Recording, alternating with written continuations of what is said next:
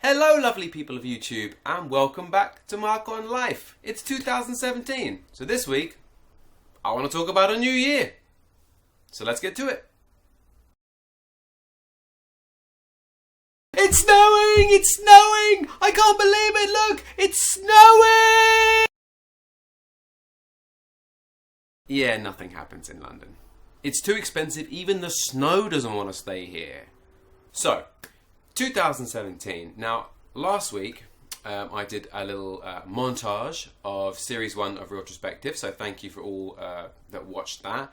And last week's vlog was about the wrap-up for 2016. A weird year, we all know that. Ups, downs, left, right, all that kind of stuff. So, I want to set that aside and talk about the year to come. So what does everybody do when New Year comes around? They make New Year's resolutions. Now, New Year's resolutions seem to be like artisanal foods. There are seasons for them. Sometimes people love them and they're all over them, and sometimes people hate them. They think, well, you shouldn't have to make a resolution at the beginning of the year. You should be doing that thing all year round. And there's truth to that. You should maybe be doing the thing all year round, but people don't. I don't. So I think New Year's resolutions are quite good sometimes because it's a good point in the year to take stock of what you have done and what you haven't done. It's a good sort of, end point, and then making new resolutions for what you're going to do in the year ahead. Now, obviously, everybody makes the same ones.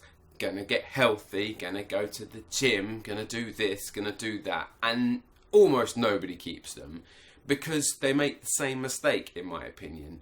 They make them on January 1st or January 2nd, and they say they're gonna do it completely, 100%, and that's the mistake.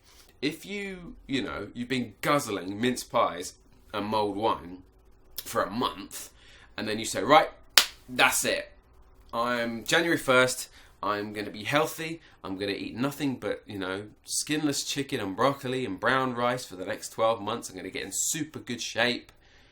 You're not going to do it because your body is not used to it, your mind is not used to it. And so you're going to be just another one of these people that joins the gym on January 2nd and then never goes back again after 1st of Feb.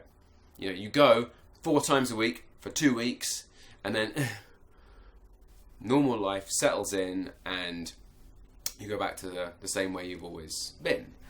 I'm probably guilty of that, but that's why I don't make them in the first week. Because, again, we also know that we've got a load of Christmas food left over. I have got a bunch of chocolate and biscuits and cakes and all sorts of stuff just sitting there. I'm not going to throw it all away, that would be a waste. So, you could say, well, you could give it to someone. Yeah, I could, but I don't want to. I like that stuff. So I'm going to eat it all. I'm going to eat all of it. And my rule is, whatever you have now, eat it, enjoy it, then just don't buy anymore. That's it. You can't eat bad stuff if you don't have it. That's the problem. It's not the eating, it's the buying of it. You know what I mean? That's why when you have, friends or family or partners who buy all this stuff for you, that's part of the problem. Is that it's there. You want to be healthy, just don't buy it. So I do have some New Year's resolutions actually, and they are I'm a complete hypocrite right here. They're basically the same as mine. The first one is absolutely to eat healthy when I've got rid of all this stuff. So I'm going to eat it and enjoy it, and then as soon as it's gone, I'm not going to buy any more processed type foods or overly sugary type foods, minimum for the first 3 to 6 months, because I want to get my body used to having less of them for a long period of time. Now obviously, like I said, you can't go straight into having super healthy food all the time. So you just got to make healthier choices, I think. You start with a really good breakfast, so start with porridge rather than, a sugary cereal, or, have a more substantial lunch or healthier dinner, and cut out certain things. So for me, it would be cutting out sugary carb type stuff late at night, because that's the stuff you crave. You should be having protein because it's the healthiest thing to have before bed, but you don't. You crave biscuits and toast and that kind of stuff as a late night snack. But it's the worst thing you can have because it turns straight to fat. The sugar turns to fat and sits on you overnight. Whereas you need the protein to sort of sustain you while you're sleeping. So that's what I'm going to do. Try and make little changes to start with, and then becomes a healthy eating regime as you go on. And the second one, again, I'm a hypocrite, is to train, to weight train. Something that I've done sporadically over the last few years, but nothing particularly regimented, because those two things go hand in hand, the eating and the training. If you do one but not the other, it's sort of pointless. You know what I mean? If you're trying to build muscle, for example, and you're not eating right, doesn't matter. You can go to the gym every day and do bench presses every single time you go there, and it's all good, you're doing good stuff, but if you're not eating the right stuff, it's not going to make any difference. You know what I mean? Same if you're going in, you're trying to lose weight, and you're doing a load of cardio, and you're doing, sit-ups and crunches and all that kind of stuff every time, but you're not eating right, it's not going to make any difference. A lot of the work is done in the kitchen. So both sides have to be done. So that is my first resolution, is to get those two things in balance. It may not be the perfect balance, and again, I'm not going to say doing this exactly perfectly all the time, but just to sort of strike a balance of those two things is probably what one of my resolutions is. Next resolution is to do Qigong regularly. For those who don't know, I've studied various martial arts over the last 20 years. I used to teach Shotokan karate, so I have a first dan black belt in that. I've studied Wing Chun Kung Fu and Chen style Tai Chi Chuan, and then Shaolin Kung Fu. And so this style of Qigong, for those who don't know what Qigong is, you can Google it. It's spelled, it should be spelled Qigong. People spell it Qi Kung as well, but it should be spelled that way. And it's sort of the softer element of the harder element, which is the martial art. So they go sort of together. You should have the martial art and the Qigong together, particularly for something like Shaolin Kung Fu.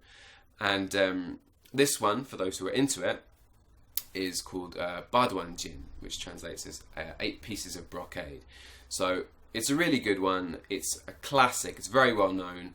And I'm going to try and do that either daily or a minimum of 4 times a week would be really, really good. So that's definitely one of my resolutions.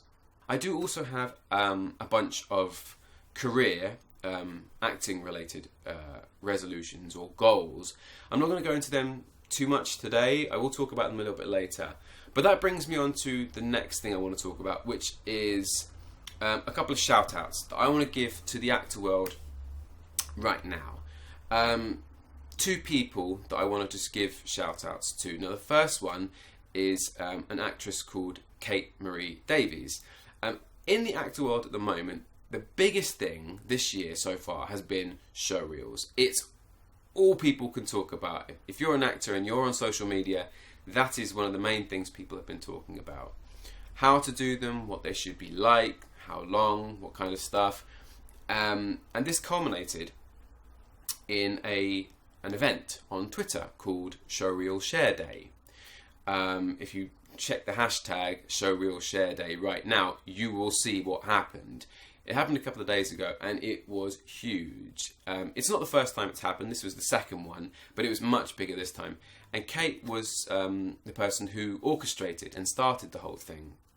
And it was really successful. Tons of actors putting their showreels out there for people to watch. And it garnered the attention of the industry. So there were agents and casting directors and people who were watching, which is amazing to have that kind of attention for people that aren't already sort of well known. It's sort of unknown. And particularly in acting, which is such a self-serving career most of the time. It has to be, because you have to really push yourself forward all the time. When somebody steps forward and does something for the good of other people, for the community at whole, it's always noticed and it's always appreciated and it should always be thanked. So thank you, Kate, for all your efforts, and well done for its success. It was really, really good. For anybody that wants to get involved in the next one, I think it's going to be in June, July. Somebody mentioned it could be quarterly, but I think the next one's in June, July. So you've got plenty of time to get your reel ready if you weren't ready for this one. If you want any more details, get in contact with Kate. I'll put her Twitter and social media links below. And yeah, get involved with the next one. The next shout out is to an actor called Ross Grant, who runs a company called Act on This TV. Again, another person who is very proactive. Both Ross and Kate, hugely proactive in terms of helping other actors move forward and get themselves work. If you don't know anything about it, Act on This TV is a website. Again, I'll put the details in the description below. It's got loads of free stuff on it, like interviews and articles and blogs and stuff. I think there's a paid premium section as well for those that are interested in that. I know he has a course called Bulletproof Actor, but there's plenty of free stuff on there for actors as well. So if you haven't seen it, go and check it out. What I like about Act on This TV and Ross's work there is that there's a lot of stuff about goals, which I said I sort of wasn't going to go into much, but I'm in the process of doing that at the moment, making real specific goals for an acting career for the next 6 months, 12 months, that kind of stuff. And if you struggle with that as well, there's an ebook on the website, I think, that can help with that. But it's very important thing. I mean, even though we all know that making goals is a behaviour of successful people, we don't do it. We make vague goals, but not many people make very specific bite-sized goals and achieve them, even though we know by now that it does work. So I'm definitely in the process of doing that, and so I'll be following Ross's ebook and using that knowledge to push my career forward. So yeah, go check out both Kate and Ross's social media links. Follow them on Twitter, Facebook, Instagram, websites, all that kind of stuff. Really, really two inspiring people in the acting community. I hope to work with them both many times in the future, and yeah, check them out. So that's it for this week. Thanks very much for watching. Do you have any New Year's resolutions? Have you already made them? Have you not made them? Have you made them and have you already dropped them? Are you good at making goals? Are you the type of person that is very goal-oriented and effective and gets things done? Or are you a bit vague with your objectives for the next year and find that you struggle with that kind of thing? Let me know in the comments below, and hopefully we can help each other, because that's what this year is all about. Actually, before I go, I have one more New Year's resolution that I forgot about. It's to be less cynical. Now, don't get me wrong, I'm not going to not be cynical, because that would be ridiculous. I think, considering what has happened in the last year, politically and all that kind of stuff, you need cynicism, because I think cynicism is very close to skepticism. Whether it be talking about religion or politics or whatever, you need a healthy dose of skepticism to keep you on the straight and narrow, I think. But I do find myself being cynical kind of too often about things that I don't need to be, a bit snarkier than I need to be. And although I think that's where my humour comes from and a part of my personality, sometimes I don't think it serves me particularly well. And so I'm going to try, and I'm only going to say I'm going to try. I may well fail on this one, but I'm going to try to be less cynical this year and accentuate the positive rather than always looking to the cynical. We'll see if it happens. Anyway, thanks for watching. I'm markonlife, and I'll speak to you again soon.